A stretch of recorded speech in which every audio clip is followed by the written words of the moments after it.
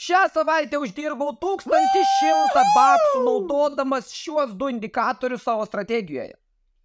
Sveiki, visi sugrįžę į kanalą, su manimi Juškė-FX. Šiandieną pakalbėkime apie strategiją, kuri man šią savaitę buvo visai nebloga, atnešė apie $1100 pliuso ir 60% pataikymų. Papasakosiu strategiją, parodysiu, kaip man sekėsi šią savaitę, tad žiūrėkime iki galo, kad suprastumėte, kaip viskas veikia ir pradėkime. Šiai strategijai mums reikės TradingView platformos, tad nueiname į tradingview.com. Pasirenkame bet kokią porą ir pirmas dalykas, kurio mums reikia, tai yra nueiti indikatorius ir ieškoti Market Bias by Professor X. Kaip matote, čia mūsų indikatorius, tad pasikeičiame į mums reikalingus nustatymus. Einame pirmiausia inputs, periodą pakeičiame 150, smoothą pakeičiame 40 ir styluose Heiken Smoothiną galima nuimti.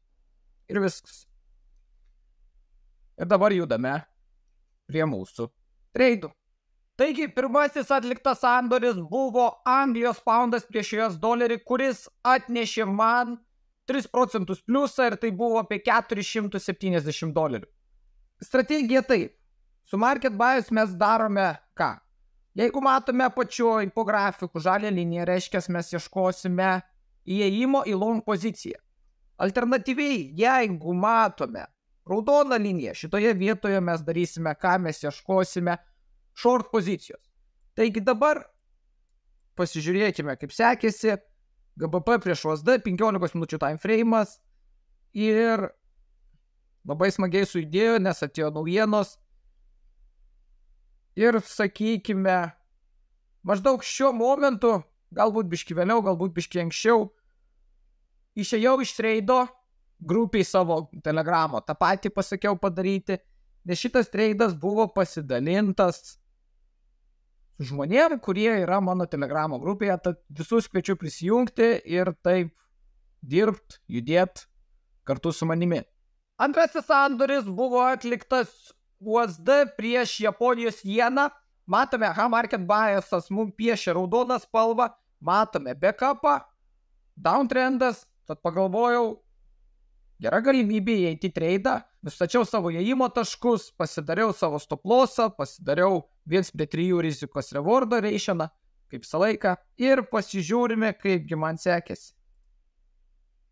Labai pradžiai gražiai judėjo, tik tai jau. Ir su šiuo treidu aš netekau 160 baksų. Jeigu ieškai, kur pradėti savo Forex kelionę, nenueik niekur toliau negu Juškė-FX.com. Apačioje pasikeičiate į lietuvių kalbą dėl geresnio entertainmento, kad suprasti tai, ką aš noriu jums parodyti.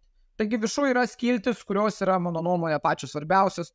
Tai visų pirma yra brokeriai. Brokeriai tai yra ten, kur tu gali pradėti dirbti, naudodamas savo pinigus Forexo biržoje.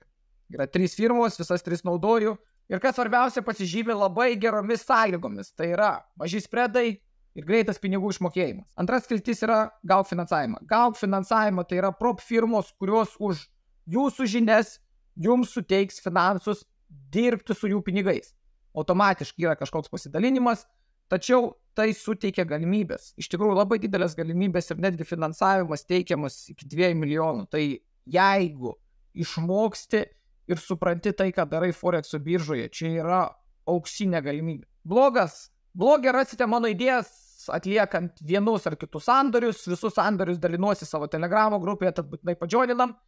Ir paskutinė skiltis yra susisiek. Susisiek, tai galite tiesiog man parašyti, aš kuo informatyviau bandysiu atsakyti jūsų klausimus. Tik svarbiausia, rašykite apie Forex. Kas su Forexu nesusiję, tiek to. Visgi prie Market Bias indikatoriaus mums reikia dar vieno, kuris suteiktų daugiau patikimumo atliekant treidus. Efektyvesnė strategija, manyčiau, daugiau sąlygų išpildant įėjimus ir išėjimus. Tad antras indikatorius bus QQE Signals. Taigi pasižiūrime, rašome QQE Signals, Colin MCK. Spaudžiame. QQE Signals indikatorius yra pastatytas ant QQE. Šitas indikatorius iš tikrųjų labai galingas, tačiau neįsiplečiam, apie jį papasakosiu galbūt ateinančią savaitę per šortus. Judame toliau ir trečiasis sandoris, kuris buvo atliktas, buvo vėl GBP USD. Tad pasižiūrime.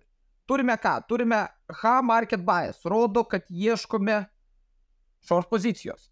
Ir mūsų QQ signals rodo shorts notification. Reiškia, šitoje vietoje mes turime, kad ieškome short pozicijos ir mes turime mūsų kito indikatoriaus short signalą. Tad šitoje vietoje pasižiūrėjau, atrodo labai geras treidas ir žiūrime, kaipgi man sekėsi. Pradžioje labai bangavo, tačiau ėjo į pliusą, tas visai patiko.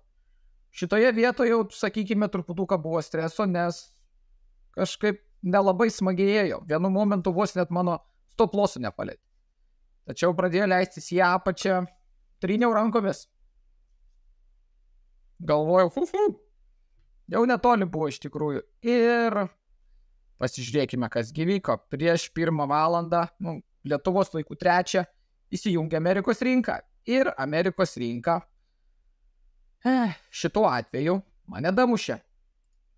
Ir šitas treidas man suteikė apie 160 baksų minuso.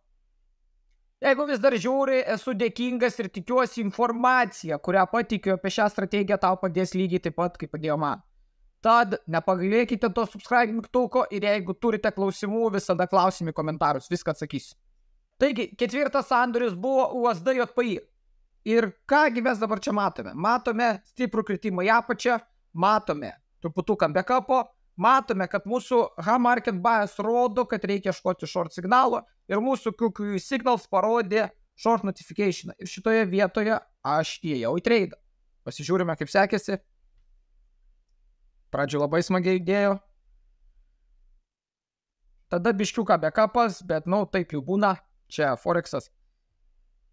Ir štai čia, šitoje vietoje hitino mano take profit lygį ir su šiuo treidu aš uždirbau 520 baksų. Ir paskutinis treidas vėlgi, GBP USD. Pasižiūrime, kągi turime mes čia, turime trendo pasikeitimą. Trendas vėlgi pradėjo leistis, mes gauname iš H market bias signalą, kad reikia ieškoti short pozicijos ėjimo.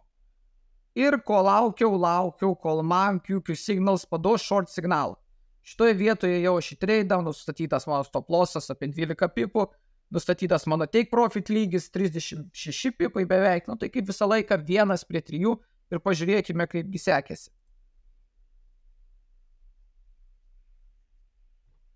Kaip matote, treidas judėjo puikiai, lengvas backupas.